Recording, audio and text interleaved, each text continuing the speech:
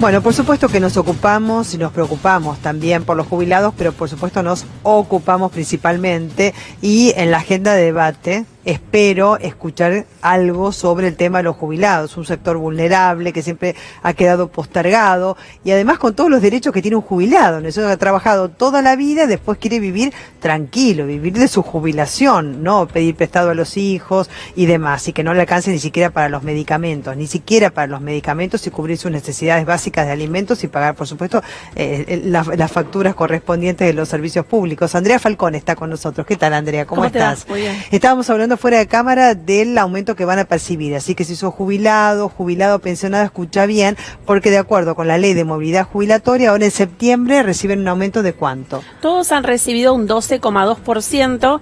La realidad es que los jubilados de la mínima, que no habían utilizado la moratoria para jubilarse, están recibiendo 900 pesos más durante septiembre y octubre. En diciembre vuelven a empalmar con el resto de los jubilados. Y esto tiene que ver con el famoso 82% móvil, que en realidad es un porcentaje que está atado al salario mínimo vital y móvil. Y como se le dio un incremento del 35%, bueno, hay algunos jubilados privilegiados, esto te lo digo porque para mí fue un gran error en la modificación de la ley generar jubilados de primera y jubilados de segunda. Los que usaron moratoria son jubilados de segunda, los que no usaron moratoria son jubilados de primera. Ahora te diría que una gran parte de los que usaron moratoria es porque han trabajado en negro, no es porque no han trabajado. ¿Cómo hace un jubilado, por ejemplo, que trabajó en negro? Porque la informalidad ha llegado al 35,5%. Hoy a la mañana hablaba del tema del empleo y escribí también una editorial. Yo los invito porque me interesa también conocer la opinión de todos ustedes. @mbelenaaramburu en Twitter. Escribí sobre cómo crear empleo, ¿no es cierto? Y el tema es que los empleos que se han creado muchas veces tienen que ver con la precariedad. Exacto. ¿No? Más allá, por supuesto, que la desocupación trepó al 10,6%, que es un dato a atender. Y espero también, por favor, escucharlos en los debates presidenciales, hablar sobre el tema del empleo. ¿Cómo van a crear empleo los próximos gobernantes, sean quienes sean, y qué propuestas tienen, ¿no? Pero hablando de esto, con tanta informalidad, ¿cómo hace un trabajador en negro cuando se tiene que jubilar? Bueno, la mitad de los trabajadores se jubilan con moratoria. Yo siempre digo que la moratoria es la respuesta que da el Estado ante su omisión, porque no controlan el trabajo informal, que ahora, como decías bien, estamos casi en un 36%, dejando de lado la figura del monotributo, que es un poco dudosa, pero en la época de Alfonsín ha llegado al 50%. Y vos me dirás, bueno, Alfonsín, bueno, pero todos los trabajadores de esa época son los que se jubilan ahora. Tenemos gran cantidad de ejemplos de gente que trabajó 40, 45 años, ahora venimos de Mendoza, justamente, que trabajadores rurales, todo absolutamente informal, sobre todo lo que es servicio doméstico, trabajadores de la construcción. Entonces, si yo no controlo el trabajo informal, bueno, la respuesta que le doy a ese trabajador es la moratoria previsional. No puedo pretender equilibrar un sistema y solo hacerlo achicando las jubilaciones, achicando la cantidad de gente que se jubila, extendiendo la edad. Digamos, la respuesta también es que ningún país desarrollado tiene este volumen de trabajadores en negro. La realidad es que lo que ellos cuentan acerca de los medicamentos también tiene que ver con el gran desconocimiento. El jubilado no llega a la 100% de cobertura porque no sabe que puede tenerlo, en primer lugar, y en segundo lugar, cuando uno le explica el derecho que tiene, se encuentran con un obstáculo con la persona que lo atiende en el PAMI que no se lo quiere dar. La realidad que ¿Pero se lo tienen que dar? Claro. Porque muchos me dijeron que no se lo dan. Pero se los tienen que dar. ¿Por qué? Porque la ley dice que vos tenés el 100% de cobertura si estás en situación de vulnerabilidad social. Cualquier jubilado que cobre la mínima, que no tenga un auto nuevo, ni se haya comprado un barco o un avión, digamos, que la gran mayoría, tiene derecho al 100% de cobertura en medicamentos. Son las mismas exigencias como para la tarifa social, digamos, las que me estás enunciando. Exacto. Por lo que veo.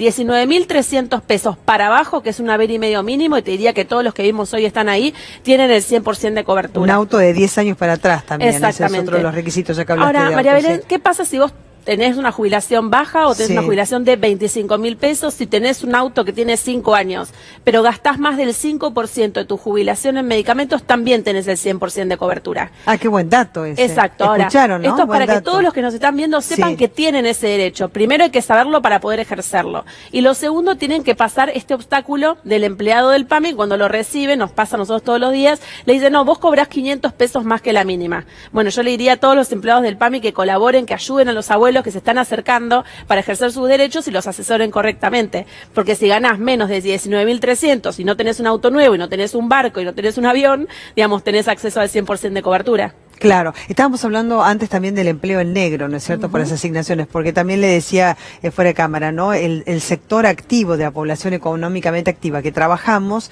es el sustento, ¿no es cierto?, del sector pasivo, o sea, los jubilados, como bueno, pasa en otros países también, y todos aquellos que tienen planes sociales, asignaciones y demás, como que muy pocos sostienen a todo el resto, más o menos un tercio que sostiene a todo el resto y nunca das abasto con el financiamiento, más allá de que, digamos, dentro del presupuesto, el 70% es para gasto social. Este es uno de los gobiernos que más ha asignado recursos al gasto social, comparado en promedio con los 12 años de kirchnerismo, pero en promedio, porque ha sido del 69% aproximadamente, pero no, como verás, no da abasto. No da abasto porque en realidad el trabajo en blanco tiene múltiples beneficios. No solo equilibrar el sistema, bajar el déficit, también, como te decía, la asignación universal por hijo, que ha sido una gran medida, la cobran 4 millones de chicos y adolescentes. Si yo estoy en blanco, cobro una asignación familiar que pagamos entre el empleador y yo. Entonces no está saliendo del Estado en sí mismo. Además de estar en blanco, tener mis aportes, tener mi obra social, digamos, el trabajo en blanco tiene múltiples beneficios, pero no es este porcentaje en el cual oscilamos, casi nunca ha bajado del 35%, 32% y ha tenido picos del 50%. Y yo siento que realmente es por ahí. Claro, escuchando, bueno, el caso de Osvaldo específicamente, ¿no es cierto?, que trabajaba en una empresa del Estado, que después se privatizó, eso lo vi, digamos, ¿no?, la reasignación de recursos humanos también, ¿no?, que bueno, se toma una determinada medida de política económica, pero hay que ver, digamos, después qué se hace con los empleados. Pero eso es parte de la historia, quiero ir para adelante.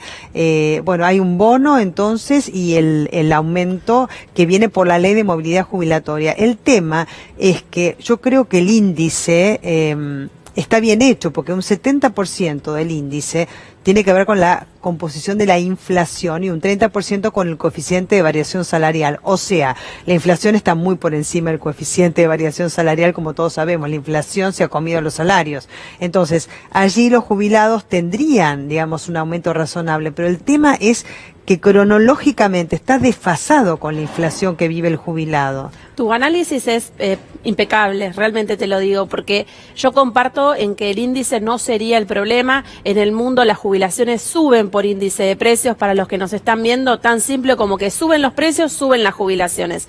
Acá lo que necesitamos es que el Congreso en forma urgente acorte la brecha. En la inflación de agosto el jubilado la va a ver en marzo del año que viene. Este desfasaje de meses es imposible, no deberían ser más de 60 días, porque de lo contrario le genera un daño que es irreparable.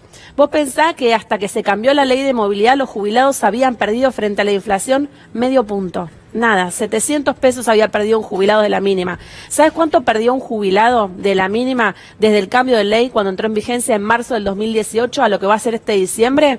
¿Cuánto? 35.000 pesos. Claro.